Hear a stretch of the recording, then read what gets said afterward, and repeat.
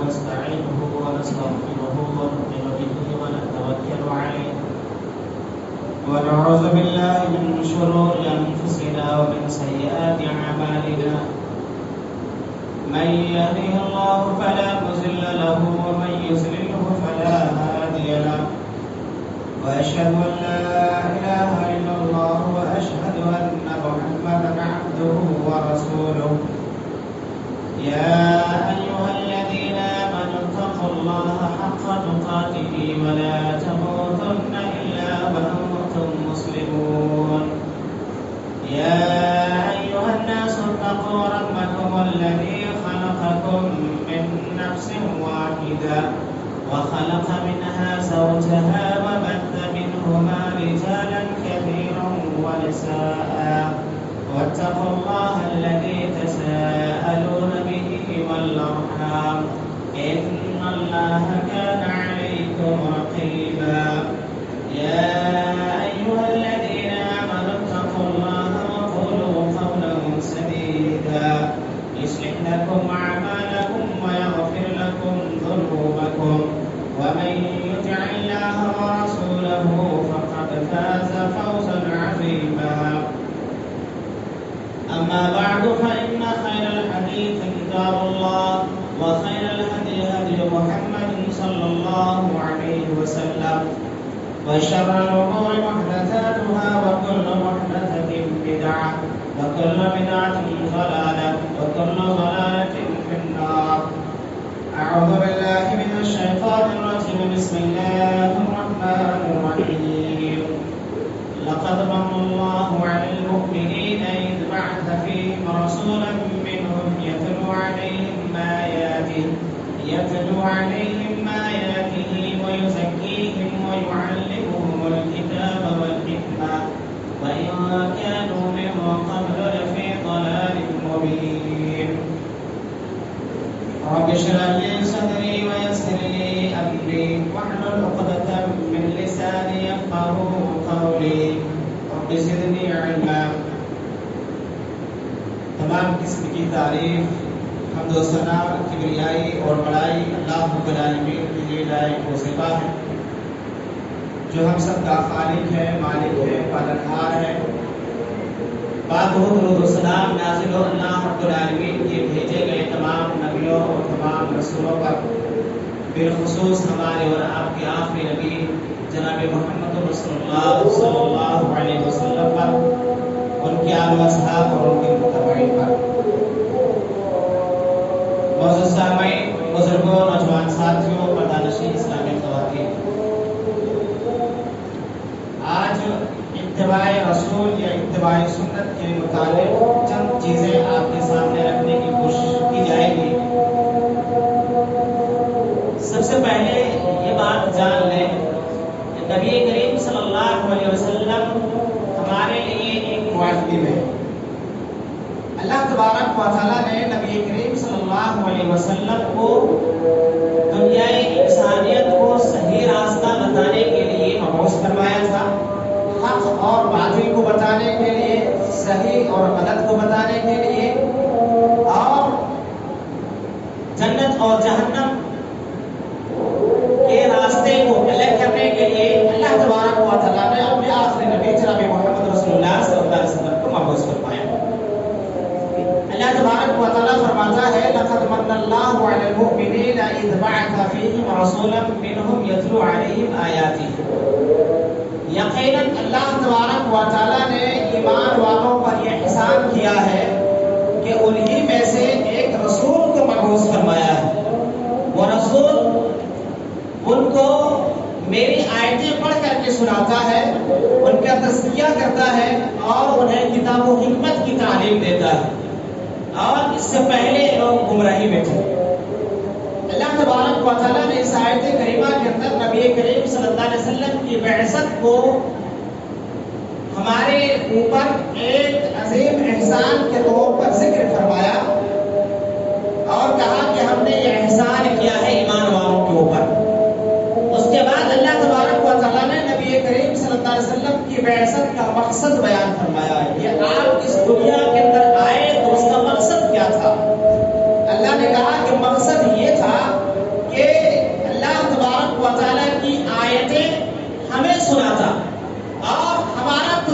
کرتا اور قرآن کی حکمت کی یعنی سنت کی احادیث کی تعلیم دینا نبی کریم صلی اللہ علیہ وسلم کا یہ کام اور یہ مقصد اللہ رب العالمین نے بتایا.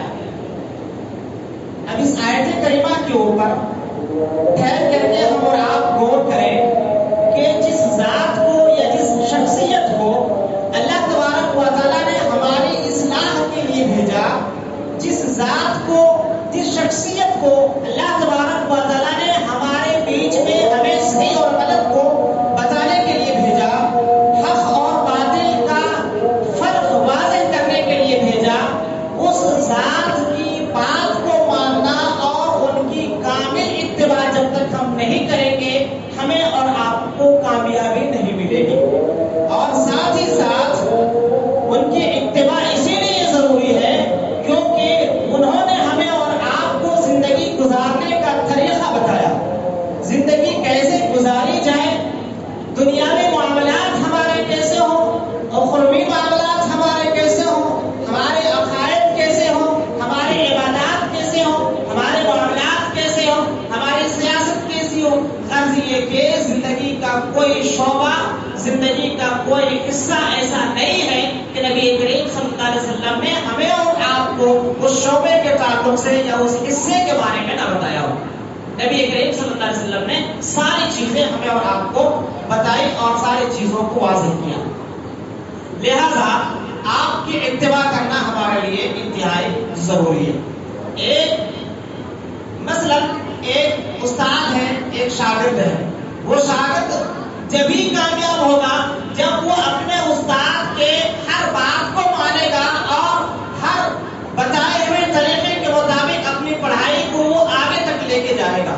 نبی کریم صلی اللہ علیہ وسلم ہمارے لیے معلم ہے. اب آئیے جانتے ہیں کہ اتباع آخر کیا ہے. اتباع کا مطلب ہوتا ہے پیروی کرنا، پیچھے پیچھے قدم سے قدم ملا کے چلنا. نبی کریم صلی اللہ علیہ وسلم کی اتباع کا مطلب یہ ہے کہ اللہ تبارک و تعالیٰ نے آپ کو آخری نبی بنا کر بھیجا، آپ کے اوپر اللہ نے قرآن مقدس کو نازل فرمایا. لہذا نبی کریم صلی اللہ علیہ وسلم کی ہر بات کو ویسے ہی مانا جائے، ہر کام کو ویسے ہی کیا جائے جیسے نبی کریم صلی اللہ علیہ وسلم نے کیا. اور یہ اتباع ہمارے لیے واجب ہے، ضروری ہے، ہمارے اوپر فرض ہے. اللہ تبارک و تعالیٰ نے فرض قرار دیا. سورہ حشر میں اللہ فرماتا وَمَا آتَاكُمُ الرَّسُولُ فَخُذُوهُ وَمَا نَهَاكُمْ عَنْهُ فَانْتَهُوا. کہ رسول جو کچھ تم کو دے اس کو لے لو، اور رسول جس چیز سے تم کو منع کر دے، روک دے، اس چیز سے تم اپنے آپ کو روک لو. اللہ تبارک و تعالیٰ نے سورہ انفال کے اندر ایک جگہ فرمایا یا ایھا الذین آمنوا استجیبوا للہ وللرسول اذا دعاکم لما یحییکم. اے ایمان والو، جب اللہ اور اس کے رسول تمہیں بلائیں تو تم اللہ اور اس کے رسول کی بات کو مانو، قبول کرو. لما یحییکم، وہ تم کو زندگی کی طرف بلاتے ہیں. اللہ اور اس کے رسول ہمیں اور آپ کو زندگی کی طرف بلاتے ہیں. اور اگر ہم اور آپ یہاں پر ٹھہر کر کے دیکھیں گے کہ زندگی کی طرف بلانے کا مقصد اور مطلب کیا ہے تو آپ جائیں نبی کریم صلی اللہ علیہ وسلم کی بعثت کے زمانے کو. جس زمانے میں، جس ماحول میں، جس دور میں نبی کریم صلی اللہ علیہ وسلم کو نبوت اور رسالت کا تاج پہنایا گیا، وہ زمانہ کیسا تھا، وہ ماحول کیسا تھا، وہاں زندگی جینے کا طریقہ لوگوں کو معلوم نہیں تھا. شراب، جوا، بدکاری، بے حیائی اور سود خوری، حتیٰ کہ انسانوں کا قتل، بچیوں کا قتل، عورتوں کے ساتھ ظلم، یہ ساری چیزیں تھیں. یعنی انسانیت نام کی کوئی چیز نہیں تھی. اللہ تبارک و تعالیٰ نے ایسے ماحول میں نبی کریم صلی اللہ علیہ وسلم کو نبی بنایا اور آپ نے انسانوں کو زندگی گزارنے کا ایک طریقہ دیا.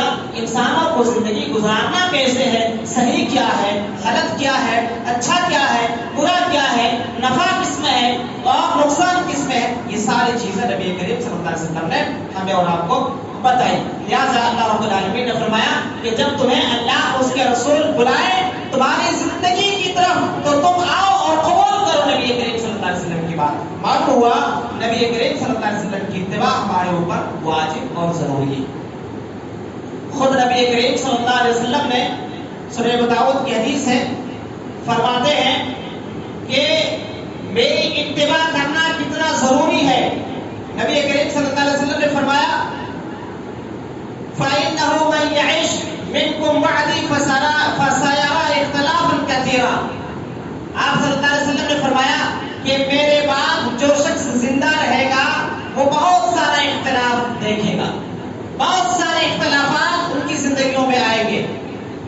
فَعَلَيْكُمْ بِسُنَّتِي وَسُنَّتِ الْخُلَفَاءِ الرَّاشِدِينَ الْمَهْدِيِّينَ۔ آپ نے فرمایا میری سنت کو پکڑنا اور میرے خلفاء راشدین کی سنت کو پکڑنا، یعنی میرے طریقے سے جمتے رہنا، میرے طریقے پر ہی جمے رہنا، اور میرے خلفاء راشدین جو گزرے ان خلفاء راشدین کے راستے ہی پر رہنا۔ اور آگے اللہ کے نبی فرماتے ہیں وَإِيَّاكُمْ مُحْدَثَاتِ الْأُمُورِ فَإِنَّ كُلَّ مُحْدَثَةٍ بِدْعَةٌ وَكُلُّ بِدْعَةٍ ضَلَالَةٌ۔ اور ہر بدعات سے، دین کے اندر ہر نئے کام سے بچنا، کیونکہ ہر بدعت گمراہی ہے اور ہر گمراہی جہنم میں لے جانے والی ہے۔ معلوم ہوا نبی کریم صلی اللہ علیہ وسلم نے بھی اس چیز کو ہمیں اور آپ کو بتایا ہے۔ نبی کریم صلی اللہ علیہ وسلم کی اتباع جب ہم کریں گے، آپ کی پیروی جب ہم کریں گے، آپ کی ہر بات کو، آپ کے ہر کام کو جب ہم ویسے ہی کریں گے جیسے نبی کریم صلی اللہ علیہ وسلم نے ہمیں کر کے بتایا اور دکھایا ہے، تو ہمیں اللہ رب العالمین کی محبت ملے گی۔ یا ہم یوں کہہ سکتے ہیں کہ جب ہم نبی کو اپنا بنائیں گے، اللہ تبارک و تعالی ہمارا بنے گا۔ دنیا کے اندر آج جو مسلمان پریشان حال ہیں اور مختلف قسم کی مصیبتوں میں، پریشانیوں میں، لڑائیوں میں، جھگڑے میں مبتلا ہے، آج ہم سب کو یہ شکوہ اور شکایت ہے، ہر انسان کو، ہر مسلمان کو، کہ اللہ تبارک و تعالی ہماری نہیں سنتا ہے۔ ہر مسلمان چوک چوراہے پہ اس بات کو لے کر کے بحث و مباحثہ اور گفتگو کرتا ہے کہ اللہ رب العالمین فلسطینیوں کی مدد کیوں نہیں کرتا، اللہ رب العالمین کشمیریوں کی مدد کیوں نہیں کرتا، اللہ یمن والوں کی مدد کیوں نہیں کرتا، اور اللہ رب العالمین ان کے مسائل کو حل کیوں نہیں کرتا۔ ہم نے اور آپ نے وہ نسخہ ہی بلا دیا ہے۔ اللہ تبارک و تعالیٰ نے بتایا ہے کہ اگر تم اللہ کی مدد چاہتے ہو، اگر تم اللہ کی رحمت چاہتے ہو، اللہ کی نصرت چاہتے ہو، اگر اللہ کو تم اپنا بنانا چاہتے ہو، تو تم رسول کو اپنا بنا لو، اللہ تبارک و تعالیٰ تمہارا بن جائے گا۔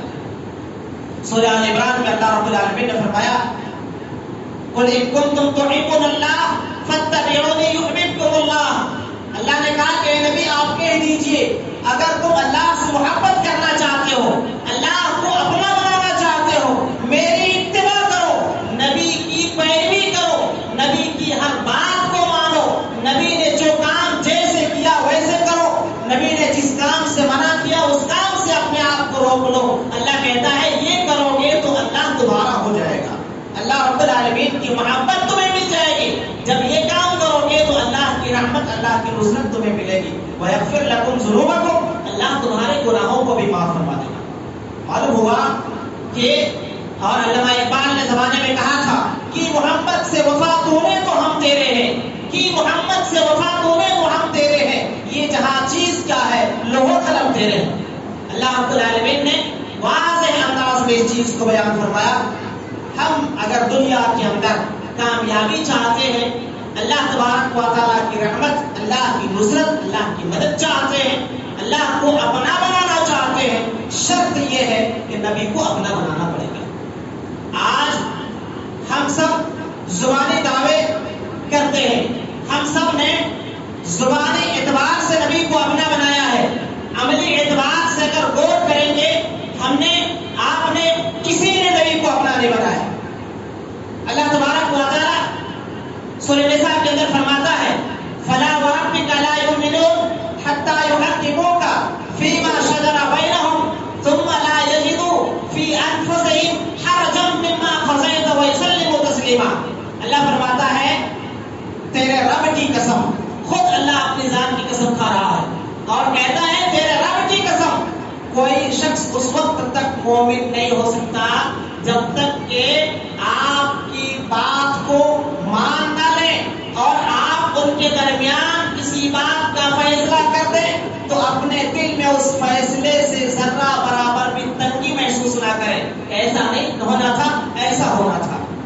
مثال کے طور پر بہت سارے مسائل آتے ہیں ہمارے پاس، تو جب سمجھ میں نہیں آتا ہم کہتے ہیں یہ ایسا نہیں ایسا ہونا تھا، پردہ کرنا ضروری ہے لیکن یہ ایسا نہیں ایسا کرنا تھا، چہرے پہ داڑھی رکھنا ہے لیکن ایسا نہیں ایسا رکھنا تھا۔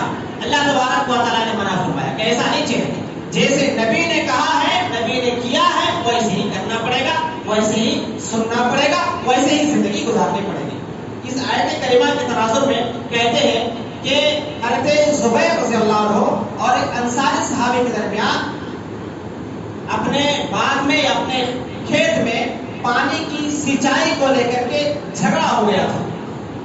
جس طرف سے پانی آتا تھا، جس نالے سے پانی آتا تھا، کھیت پہلے حضرت زبیر کا پڑتا تھا، بعد میں انصاری صحابی کا پڑتا تھا۔ تو حضرت زبیر نے پہلے اپنے کھیت کی سینچائی کر لی، انصاری صحابی اس کے اوپر جھگڑ گئے اور یہ مسئلہ نبی کریم صلی اللہ علیہ وسلم کے پاس گیا۔ تو دیکھا، سمجھنے کے بعد نبی کریم صلی اللہ علیہ وسلم نے فیصلہ دیا کہ زبیر تمہارا کھیت پہلے ہے، لہذا تم پہلے کھیت میں پانی سینچائی کر لو، بعد میں پانی چھوڑ دو اپنے بھائی کے لیے، وہ بھی اپنے کھیت کی سینچائی کر لے۔ یہ فیصلہ جب سنایا نبی کریم صلی اللہ علیہ وسلم نے تو وہ انصاری آدمی نے یہ کہا کہ اللہ کے نبی، زبیر آپ کے خاندان کا ہے، آپ کا رشتہ دار ہے، آپ کا پھوپھی کا لڑکا ہے، اسی لیے آپ نے ان کے حق میں فیصلہ دیا ہے، اگر یہ آپ کا رشتہ دار نہیں ہوتا آپ اس کے حق میں فیصلہ نہیں دیتے۔ نبی کریم صلی اللہ علیہ وسلم کو بڑا غصہ آیا، اسی وقت اللہ رب العالمین کی آیت کریمہ نازل فرمایا، کہا کہ دیکھو نبی نے جو فیصلہ کر دیا ہے اس فیصلے کو ویسے ہی ماننا ہے، تمہارا تو دماغ کیا کہتا ہے، تمہاری عقل کیا کہتی ہے، تمہارا دل کیا کہتا ہے، اس کا کوئی اعتبار نہیں۔ نبی نے جو کہہ دیا، نبی نے جو فیصلہ سنا دیا، اس فیصلے کو ویسے ہی ماننا ہے، اس فیصلے کو ویسے ہی اپنی زندگی میں لاگو کرنا ہے اور نافذ کرنا ہے۔ یہ انتہائی ضروری ہمارے لیے۔ اور آگے اللہ رب العالمین فرماتا ہے سورہ آل عمران کے اندر جگہ وَأَطِيعُوا اللَّهَ وَالرَّسُولَ لَعَلَّكُمْ تُرْحَمُونَ، یہاں پر تو اللہ کی رحمت کو پانے کے لیے واضح طور پر نبی کریم صلی اللہ علیہ وسلم کی اتباع اور آپ کی تابعداری، آپ کی پیروی کا حکم دیا گیا اور کہا اللہ رب العالمین نے تم اللہ کی اطاعت کرو، رسول کی اطاعت کرو گے تو تمہارے اوپر رحم کیا جائے۔ ہم اور آپ اس آیت کریمہ کے اندر ٹھہرے اور ہم دیکھیں، بلکہ ایک آیت اور ہے، اس چیز کو، اس آیت کریمہ کو آپ دیکھیں۔ اللہ تبارک و تعالیٰ سورہ محمد کے اندر فرماتا ہے فَلْيَحْذَرِ الَّذِينَ يُخَالِفُونَ عَنْ أَمْرِهِ، تم لوگوں کو ڈرنا چاہیے اس بات سے کہ تم نبی کریم صلی اللہ علیہ وسلم کے کسی حکم کی مخالفت کرو، أَن تُصِيبَهُمْ فِتْنَةٌ أَوْ يُصِيبَهُمْ عَذَابٌ أَلِيمٌ، اگر تم نبی کی مخالفت کرو گے تو تم کسی فتنے میں پڑ جاؤ گے یا تمہارے اوپر کوئی بڑا عذاب آ پہنچے گا۔ اس آیت کریمہ کو آپ سامنے رکھیں، پہلے کی آیت کو سامنے رکھیں کہ اللہ کی اور اس کے رسول کی پیروی کرو گے تو تم پر اللہ کی رحمت نازل ہوگی، اور یہاں پر بتایا گیا اگر خلاف ورزی کرو گے، نبی کی خلاف ورزی کرو گے، نبی کے نبی کے فرمان کی دھجیاں اڑاؤ گے، نبی کو اپنے لیے اسوہ نہیں بناؤ گے، نبی کی اطاعت پیروی نہیں کرو گے، اللہ تبارک و تعالیٰ نے فرمایا ایسی صورت میں تمہارے اوپر اس بات کا ڈر ہے کہ تم کسی فتنے میں مبتلا ہو جاؤ یا اللہ رب العالمین کی کسی عذاب میں مبتلا ہو جاؤ۔ اب ہم اور آپ غور کریں، دنیا کے اندر ہم کسی مسئلے میں مبتلا ہیں، ہم کسی فتنے میں مبتلا ہیں، ہم دنیا کے تناظر میں نہ جائیں، ہندوستان کے تناظر میں دیکھیں، ہندوستان اپنے ملک کے تناظر میں دیکھیں، ہم کیسے کیسے مسائل میں الجھتے چلے جا رہے ہیں، کیسے کیسے مسائل ہمارے پاس آ رہے ہیں اور پورے ہندوستانی مسلمان اس میں الجھے جا رہے ہیں۔ ابھی نیا معاملہ وقف بورڈ کا ہے، ہر مسلمان جانتا ہے اور اس کو بچانے کے لیے ہر آدمی ایڑی چوٹی کا زور لگا رہا ہے کہ ہم جو ہے وقف کو بچائیں گے، یہ ہمارا ہے، یہ ہمارے شریعت کا معاملہ ہے، ہمارے دین کا معاملہ ہے، ہم اس میں کسی کی دخل اندازی برداشت نہیں کریں گے۔ بالکل صحیح بات ہے، یہ ہمارا معاملہ ہے، ہماری شریعت کا مسئلہ ہے، ہمارے دین کا مسئلہ ہے، ہم اس میں کسی غیر کو جو ہے انٹرفیئر کرنے کا حق نہیں دے سکتے۔ لیکن اس کے اندر ہم نے کتنی ساری گڑبڑیاں کی ہیں. اللہ رب العالمین نے یہ نوبت ہمیں کیوں دکھایا ہے, یہ دن ہمیں کیوں دکھایا ہے, اس کے اوپر ہم اور آپ غور نہیں کرتے.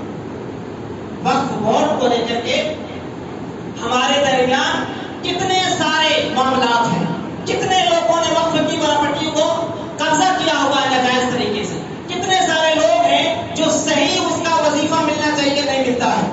ہم اور آپ خود غور کریں, خود اندازہ لگائیں اپنے اپنے شہر کے اندر کہ ایک شٹر کے کرایہ اگر دوسری جگہ آپ لیں گے اسی ایریے میں تو آپ کو 10,000 میں ملے گا, لیکن وقف کی جائیداد ہے تو آپ کو 2,000 میں مل جائے گا.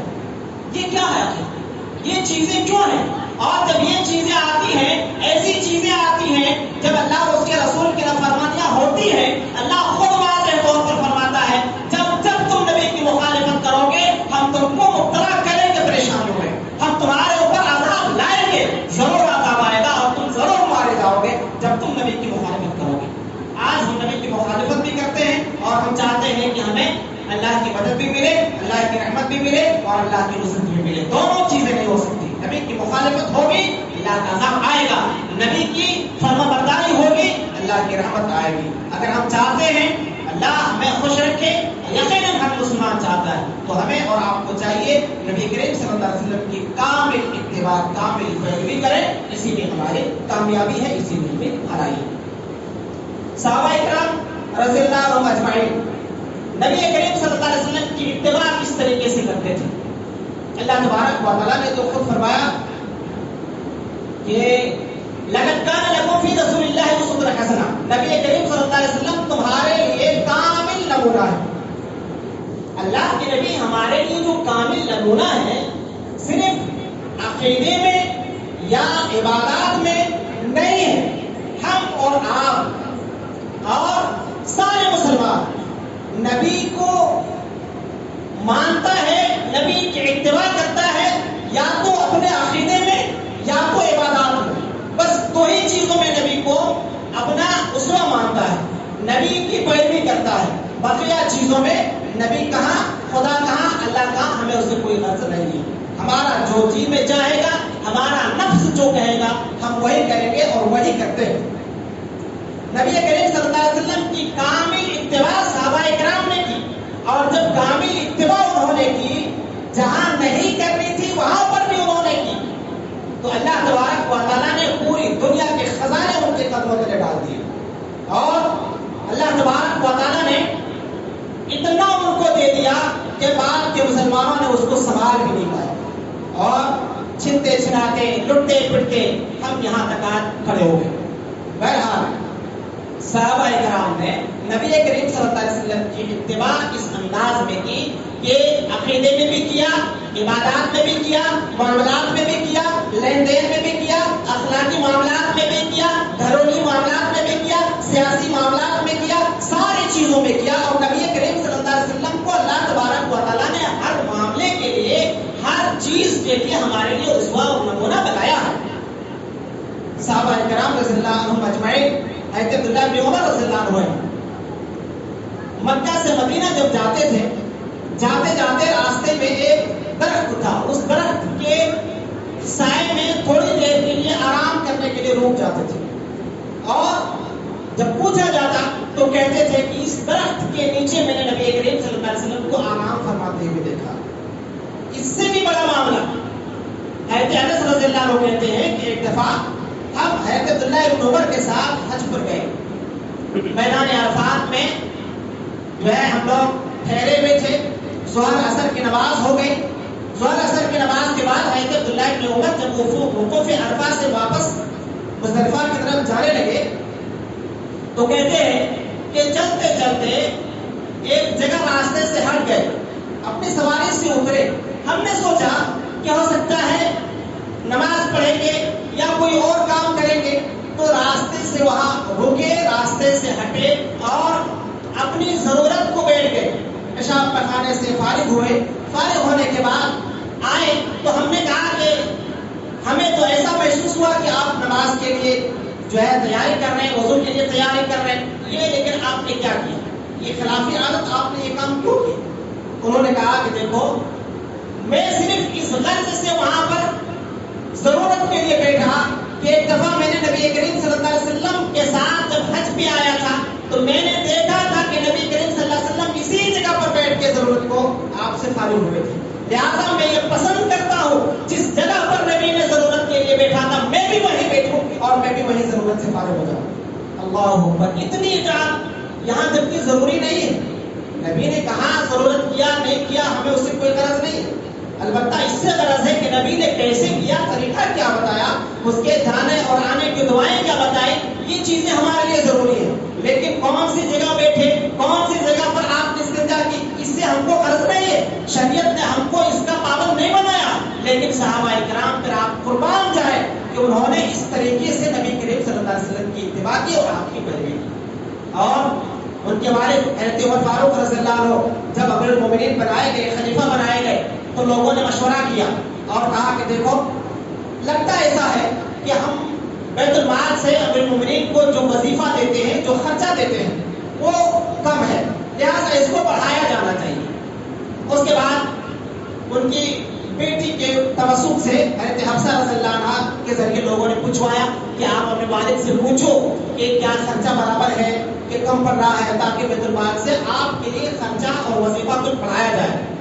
حضرت عمر فاروق رضی اللہ عنہ نے اپنے بیٹے سے کہا کہ بتاؤ تم نبی کریم صلی اللہ علیہ وسلم کی بیوی ہو، نبی کریم صلی اللہ علیہ وسلم کے پاس کتنے کپڑے تھے؟ کہا کہ 2 کپڑے تھے۔ کیا بچھاتے تھے؟ چادر بچھاتے تھے۔ کیا اوڑھتے تھے؟ چادر اوڑھتے تھے۔ ان کا کھانا کیسا تھا؟ اللہ کے نبی صلی اللہ علیہ وسلم کھاتے کیسے تھے؟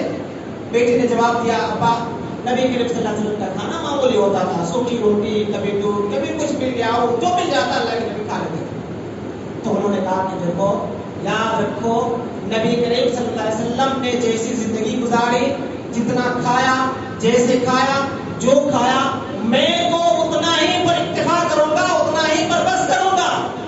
مجھے اس بات کا ڈر ہے کہ اگر میں نے نبی کریم صلی اللہ علیہ وسلم سے کچھ بھی ادھر ادھر کیا میں گمراہ ہو جاؤں گا۔ آپ دیکھیں ان کے پاس نبی کریم صلی اللہ علیہ وسلم کی بات اور تھی، اس زمانے میں اتنی فراوانی نہیں تھی، اتنا مال نہیں تھا، اتنے اسباب نہیں تھے، اس حساب سے نبی کریم صلی اللہ علیہ وسلم نے زندگی بسر کی۔ حضرت عمر فاروق رضی اللہ عنہ کے دور خلافت میں مال و اسباب کی فراوانی تھی، بیت المال مال سے خزانے سے بھرا پڑا تھا۔ ایسی صورت میں اگر انسان اچھا کھانا کھا لے، اچھا لباس استعمال کر لے، اچھی سواری کا استعمال کر لے، شریعت منع نہیں کرتی، لیکن انہوں نے اپنے آپ کو روکا، کیوں؟ کیونکہ نبی کا یہ سوال نہیں تھا، نبی نے ایسا نہیں کیا تھا، نبی نے جیسا کیا ہم کو ویسے ہی کرنا ہے۔ میرے کہنے کا مطلب یہ نہیں ہے کہ نبی نے جو ہے لوگی پہنی ہے آپ بھی لوگی ہمیشہ پہنو، نبی نے جو ہے ایک کرتے میں پوری زندگی گزاری آپ بھی ایک ہی کرتے میں زندگی گزار لو، میرے کہنے کا مطلب ایسا نہیں، بلکہ نبی کے ہر بات کو، ہر کام کو ویسے ہی کیا جائے جیسے نبی کریم صلی اللہ علیہ وسلم نے کیا ہے، اللہ نے جیسے کرنے کا حکم دیا ہے، صحابہ کرام نے جیسے کر کے زندگی میں کامیابی حاصل کی ہے ویسے کریں گے، انشاءاللہ ہمیں بھی کامیابی ملے گی، اللہ کی رحمت اور اس کی نصرت ہم اور آپ کو ملے گی۔ اللہ تعالیٰ سے دعا ہے اللہ تعالیٰ ہم سب کو اپنے آخری نبی جناب محمد رسول اللہ صلی اللہ علیہ وسلم کی کامل اتباع اور آپ کی پیروی کرنے کی توفیق عطا فرمائے۔ الہ العالمین ہم سب کو اپنے نبی کو زندگی کے ہر شعبے میں اپنا اسوہ اور رہبر بنانے کی توفیق عطا فرمائے۔ الہ العالمین ہم سب کو جب تک تو اس دنیا کے اندر زندہ رکھے، ایمان اسلام توحید پر ہمیں زندہ رکھنا، جب بھی ہمارا خاتمہ ہو خاتمہ بالخیر، ایمان اسلام توحید پر ہمارا خاتمہ فرمانا، آمین ثم آمین، واخر دعوانا الحمد